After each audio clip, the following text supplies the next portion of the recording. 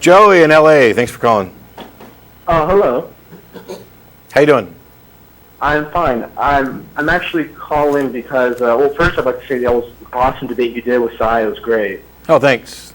I think it was okay, but I'll take a great. I happen to, I was asking about presuppositional apologetics myself. I actually happen to, I by no means do I think you actually need any advice on how to handle presuppositional apologetics, but I was just thinking I'd call in because I happen to have one way that I happen to go about like debating these guys, and seem to be really effective for me. And I'm not aware of that anybody's actually ever done it this way. If there is, I suppose, and maybe you could inform me of it. But I've heard in the debate that you also on the show that the presuppositional apologetics are pretty much in essence like another form of the transcendental argument. Yeah.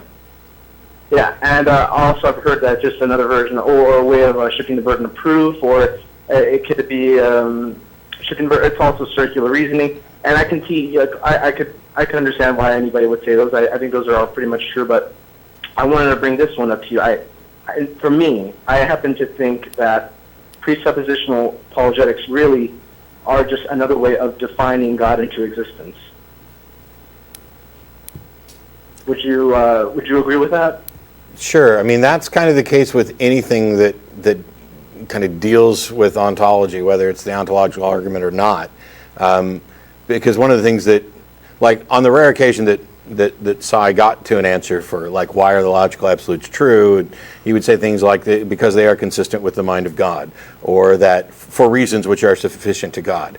And the whole thing is that he's, not he, because he borrowed this from Van Til and others, the precepts have said, hey, here's this problem in philosophy, and we can solve it by appealing to an entity which has the characteristics necessary to solve it.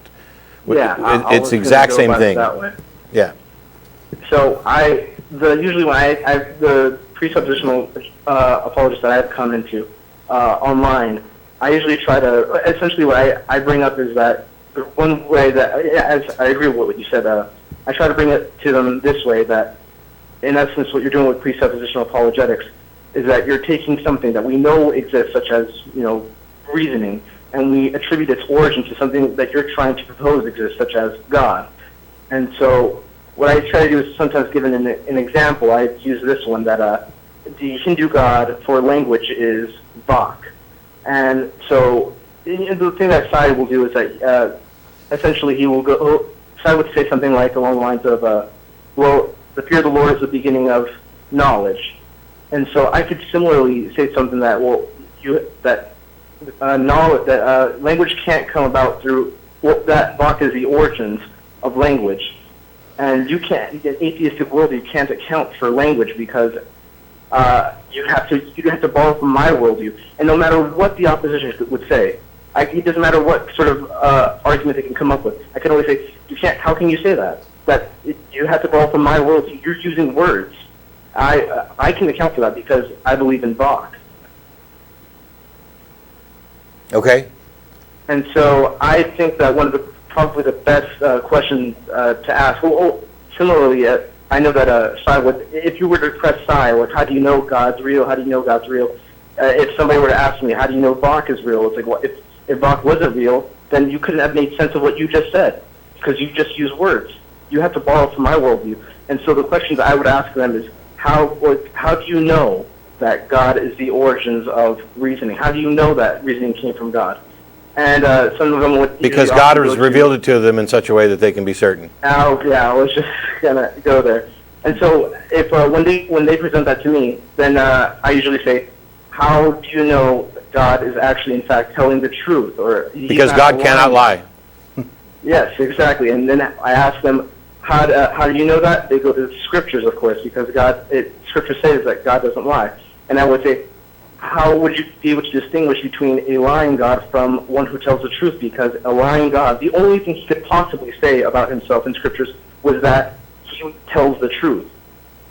And so a lying God would say he never tells a lie as well. Exactly. Yeah, I see what you're saying. Well, yeah, and I've addressed that in the past too. For example, if we're limited beings and you've got one good being and one evil being, how do you know which one's which?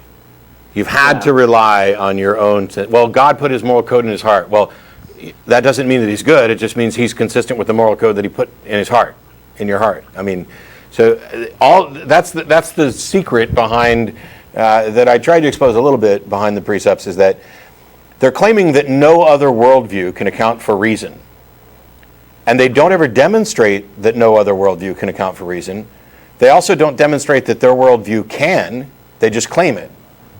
It's been, it reminds me of an opening to one of Dawkins' lectures where how people would be laughed out of academia for talking about the destruction of the dinosaurs if they started things with, like, it has been privately revealed to me that the extinction of the dinosaurs is because blah, blah, blah, blah, blah. Mm-hmm. Yeah, and I suppose the last thing I would like to say is I hear a lot of people, including I think it was David Smalley, maybe on the post-debate sort of thing. I think a lot of people are granting Sai too much credit when Sai asks, "Is it possible that God could reveal Himself in such a way that you could be absolutely certain?" I actually would say no. Yeah, that's what I said during the debate. Yeah, because the thing is, a lie, something that's a fact that would be divinely inspired from God, would be indistinguishable from a lie that's divinely inspired from God, because you would believe them to the same extent. Yeah, I don't think they can get any further, as I kind of mentioned in the debate. I don't think he can get any further than saying that he has an authority that he really, really trusts. But I don't see how this authority could ever make him actually absolutely certain, because the example that I used was trying to pour clean water through a dirty filter. It's still going to come out dirty. And so it doesn't matter how pure the water is, or it doesn't matter how accurate the information is from God. You're not actually achieving absolute certainty. You are just really, really confident that this person is telling you the truth, and that's as close as they can get. Yeah. And that's true whether their God exists or not, because I could appeal to any fictional character and say that this fictional character has relayed truthful information, blah blah blah. Yeah, and so essentially, I really think they're just talking about, or when he says knowledge, he's really just saying how much he absolutely believes in something, not actually knowledge. It's hyperbole, essentially. I really, really, really, really, really, really believe. There's no possibility I could be wrong. Well, congratulations. You've just now set yourself up as unreasonable. Mm-hmm. And that was the whole point of trying to have a debate. But okay, well, thank you so much for the time. I thought you did amazing. I know you think you did okay, but I honestly think there's no reason anybody should ever have to talk to Sai again. Well, that much I agree with. But anyway, right, thanks, Joey. Thanks, Joey.